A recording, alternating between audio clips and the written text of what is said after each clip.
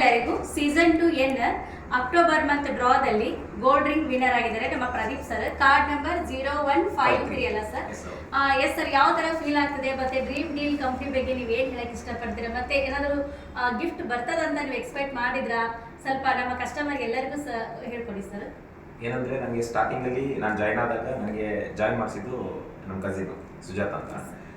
ನನಗೆ first network marketing ನಾನು ಕೇಳಿದ್ದೀನಿ ಒಂದು, ಅಂದರೆ ಎಲ್ಲ ಮೋಸ ಆಗುತ್ತೆ ಇದೆಲ್ಲ ನಾನು ನ್ಯೂಸಲ್ಲೆಲ್ಲ ಕೇಳಿದ್ದೆ. ಬಟ್ ನಾನು ಅದು ಮಾಡಿದ್ದೀನಿ ಕೂಡ, ಎಷ್ಟೋ ಅಮೌಂಟ್ನ ಡೆಪಾಸಿಟ್ ಮಾಡಿ ಕಳ್ಕೊಂಡಿದ್ದೆ. ಬಟ್ ಅಂಥ ಟೈಮಲ್ಲಿ ಇದೊಂದು ಆಪರ್ಚುನಿಟಿ ಇವರು ಹೇಳ್ತಾರೆ, ನನಗೆ ನಂಬಿಕೆ ಬಂತು ಇರ್ಬೋದೇನೋ ಅಂತ. ಅಂದರೆ ನಾನು ಕೊಟ್ಟಿದ್ದ ಅಮೌಂಟ್ನ ನಾನು ಮತ್ತೆ ವಾಪಸ್ ತಗೊತೀನಿ ಯಾವುದೋ ಒಂದು ಪ್ರಾಡಕ್ಟ್ ಮೂಲಕ.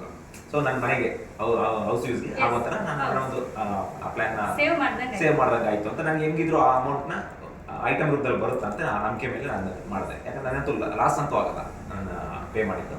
ಸೊ ಹಾಗಾಗಿ ಆ ಆಪರ್ಚುನಿಟಿ ಈಗ 11 ಮಂತ್ ಹತ್ರ ಆಯಿತು. ಸೊ ನನ್ನ ಅಮೌಂಟ್ ನಾನು ಡೆಪಾಸಿಟ್ ಮಾಡಿದ್ದು ಸೇವ್ ಆಯಿತು, ಒಂದು ಐಟಮು ಬರುತ್ತೆ.